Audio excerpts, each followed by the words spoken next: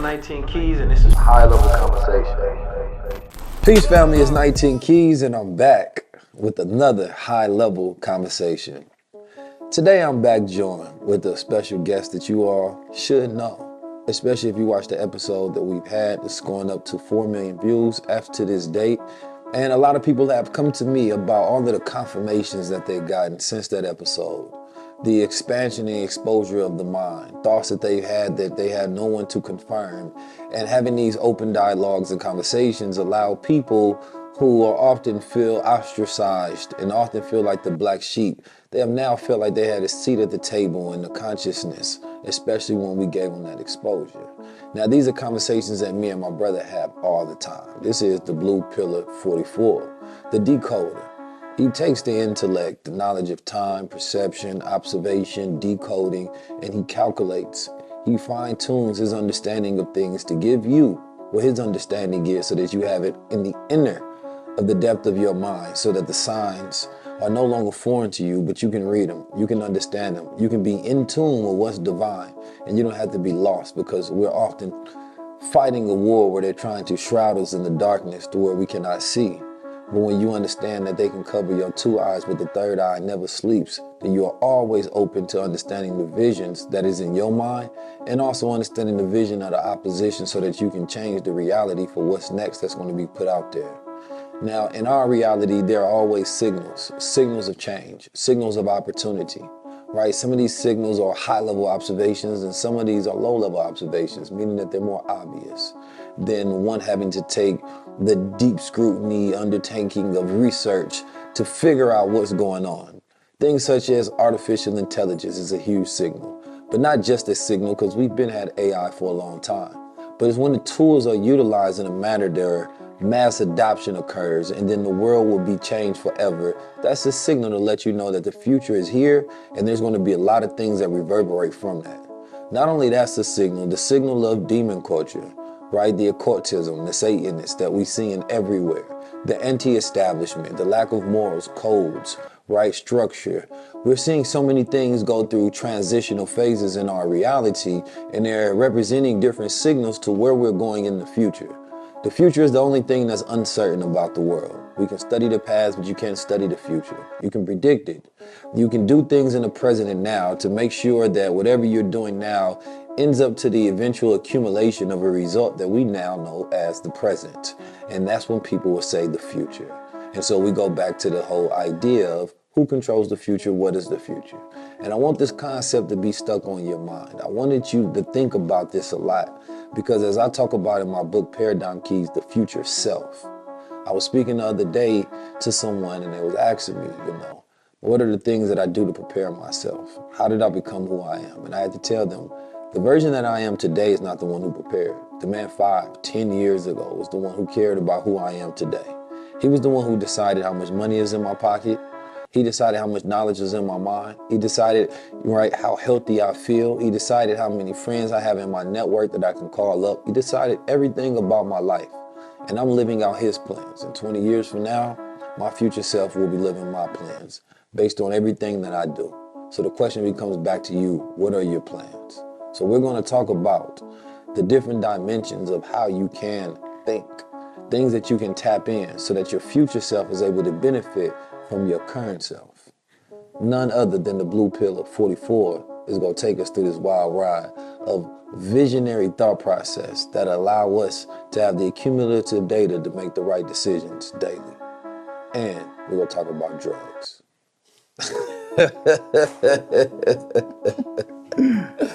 How you doing, Peace, brother? Man, peace. Honest. Yes, sir. Yes, indeed.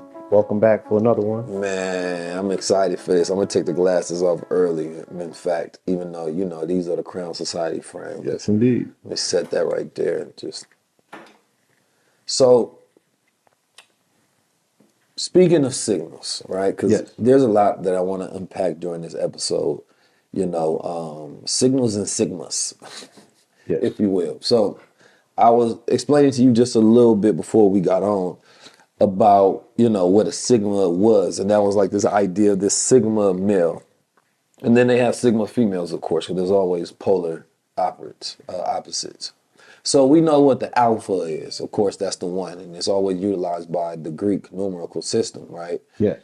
And then you got the betas, you know what I'm saying? So the alpha and the beta are supposed to essentially kind of be opposites, right? The alpha is that dominant one that takes that leadership position, right? And takes the thrones of, I'm going to, run everything, right? It's more of a loud, boisterous energy that dominates the room. And the beta is the opposite, right? It's that person that's, more laid back, Submissive. submissive, what we would call in the language of the gods soft, right? But then they have a new one that is more the Sigma. It's not soft, but he's also don't want to be the one that's the loud and the leader because there's so much conflict that comes along with that situation. It's the lone wolf. If you would think maybe a Wolverine would be similar to like a Sigma Yes. character type, right? Not nobody to be trifled with. He can move on his own accords. He steps out the world of illusions and he has his own thought process of critical thinking and analysis that he goes about the world as he chooses to make his decisions on his daily life. Now, as I was listening to some of these breakdowns of personality types and things of that nature, I never find myself deeply into just one, right? But what I did, and as I found a 19 key the other day, so I want to share this with you first on this camera. And 19 keys is when I have operations or observations that bring me to, the number 19, and it gives me a thought process that sort of awakens something and unlocks something within. Furtherance. Right. Right. So, Sigma is the 18th letter in the Greek alphabet, right? And then you take alpha to 1. So I had to add them up to the 19. So alpha. And I came out with the Tau, which was the 19th letter of the Greek.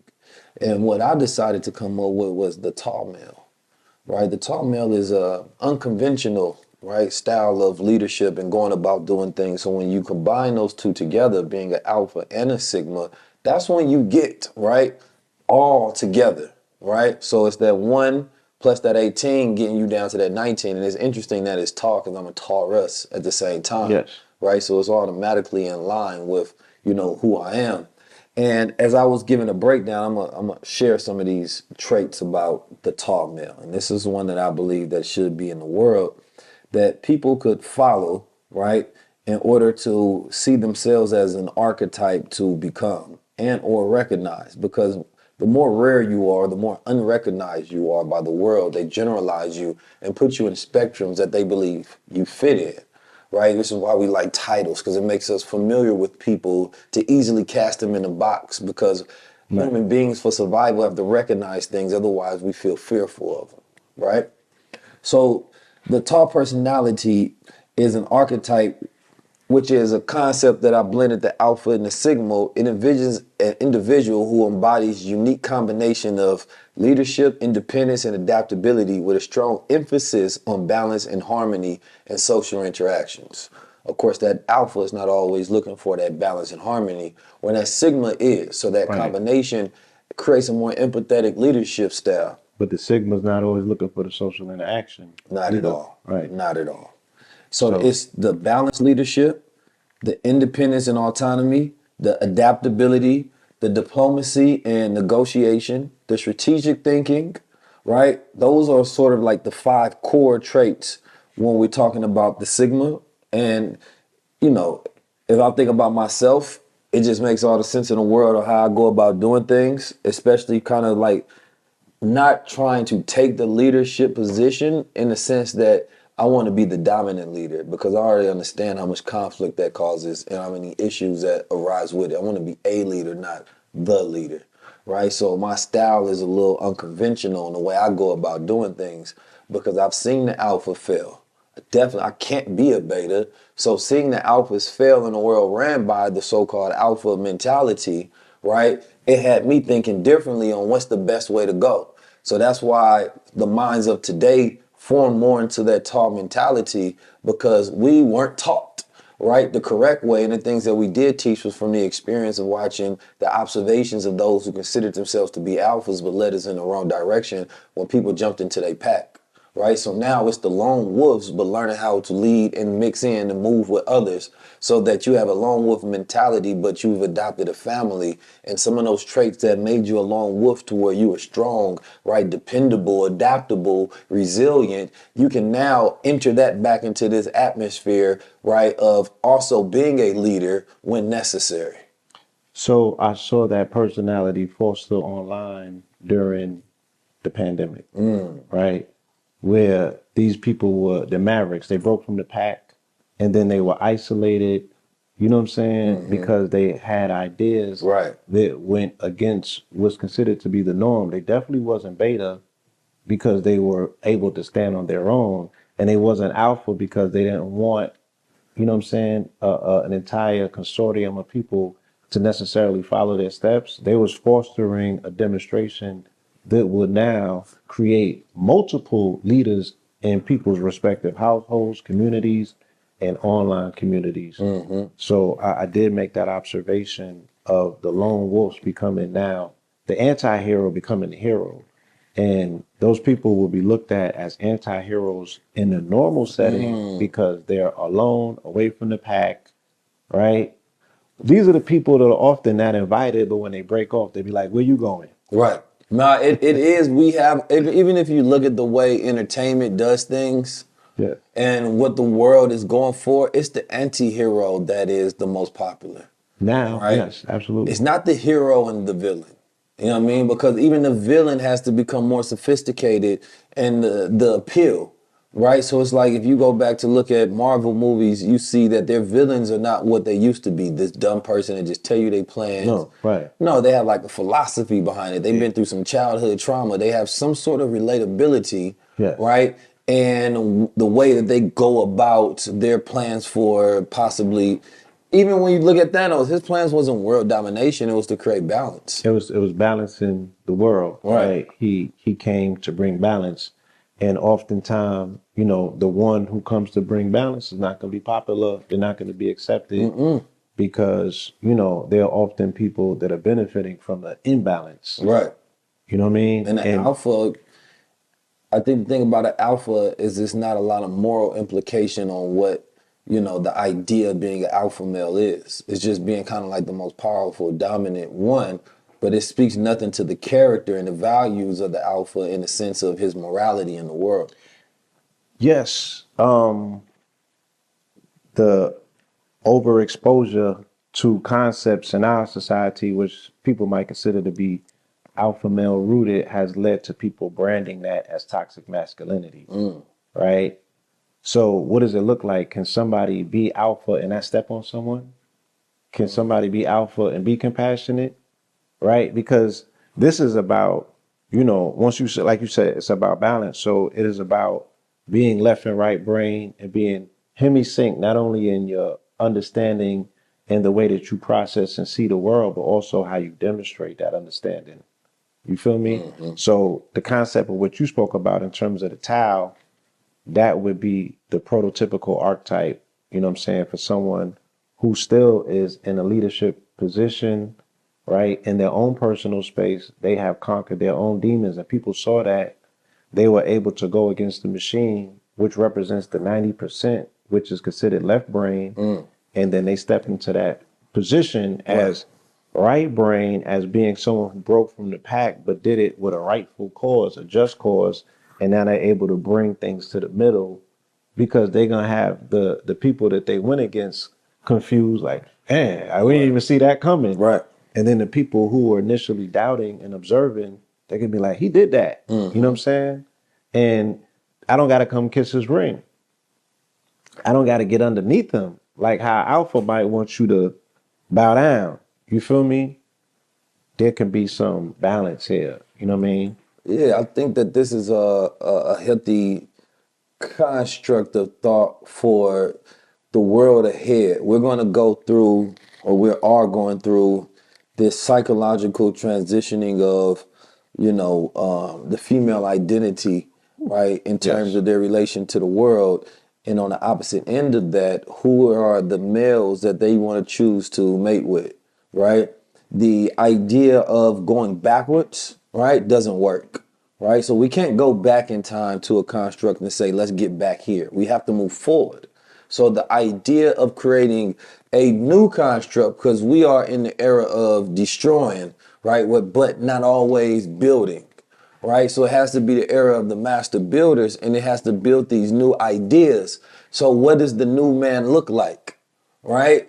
And we can't allow those who are, practice misandry, right, that have a hatred of man to define what the new man should be, right? It can only be defined by a new man, right? And so having that mentality of, yeah, I can see myself in the alpha and the sigma, the one that, says that, wait a minute, we might have to, you got to be a little bit of T'Challa and a little bit of Killmonger, right? And what does that combination looks like? Yeah. One that's ready to go to war, but also one that understands the diplomatic way of going about doing things. Right. So it wasn't one or the other. It was like if they collaborated with each other, right? So it's the unifying, right, of those forces, because as we talk about unity, the unity doesn't just look like those two types coming together. It's looking like those two types are in one, right? Because one could say, even when you look at, and it's hard to kind of boggle down because both of them were like alpha dominant men, but when you get into the personality and the morals and the values, the alpha energy of Killmonger was the ever present in that movie, right? And, T'Challa was of a more diplomatic manner in a way he went about doing things, right? Right. At the same time, regardless, if it was the combination of two, maybe the kingdom would have stood still. Right. Stood standing. But in that dichotomy only speaks to one king can sit on a throne at a time. Mm-hmm. Right. So the whole play that's involved with that is both of them were exerting an enormous amount of compassion for their people in their current plight, but the conditioning was different. Right. So T'Challa could afford to be diplomatic. He don't have bombs raining on. They got vibranium. Right. You got a shield around your city. Your city is prospering in terms of technological advancement. You actually have a state. Right. Black privilege. Killmonger was a stateless soldier, right? Or stateless revolutionary. The lone wolf who's fighting for his people diasporically, who don't got a place to call home. You feel me? And he's like, you would cherish your home so much though to invite these people in and then kick me out when he know what the CIA is going to represent, because he knows that he's living in the aftermath of their destruction. Now listen, a little housekeeping. We have sports moss. Sports moss is what I've been using to get big. Now, I know some of y'all been seeing me and y'all been asking me if I'm going to play the next Black Adam, right? Y'all want to know if I'm going to get into wrestling or into boxing or I'm going to start bodybuilding and all those things. Now, the answer is no, right? I'm developing these broad shoulders and arms and legs because I can, right? I wanted to develop myself into the greater version, but I couldn't do it without the sports moss. 2 of these a day, and it increases adenosine triphosphate, which helps deliver that oxygen to my blood while I'm working out, right? And then it helps decrease recovery time. So in this, it says we got the elderberry in there, we got the vitamin D, the sea moss, the zinc, and the cordyceps. Now that conversation, I had you tapped in. This is the Super Saiyan, you understand me, pill right here. Yeah. Then we got the vitamin C moss, we have smart moss, so each one does something different. Y'all know we don't be getting enough sun, so you got to get that vitamin D in you anyway to regulate them hormones. You got to get that vitamin C because we don't naturally produce ascorbic acid, so you got to get it through food or some sort of supplementation in order for you to be balanced. You got to get that green tea extract in there, help build up that immune system. Now, we got shrooms, but not the shrooms that give you the psychedelic experience, right?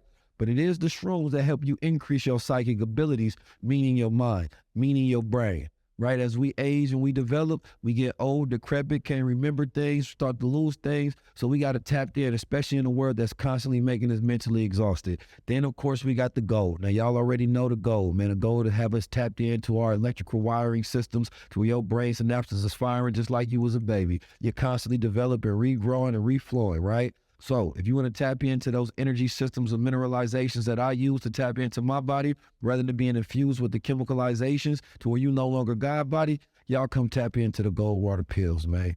I'm 19 Keys, and this is high level conversation.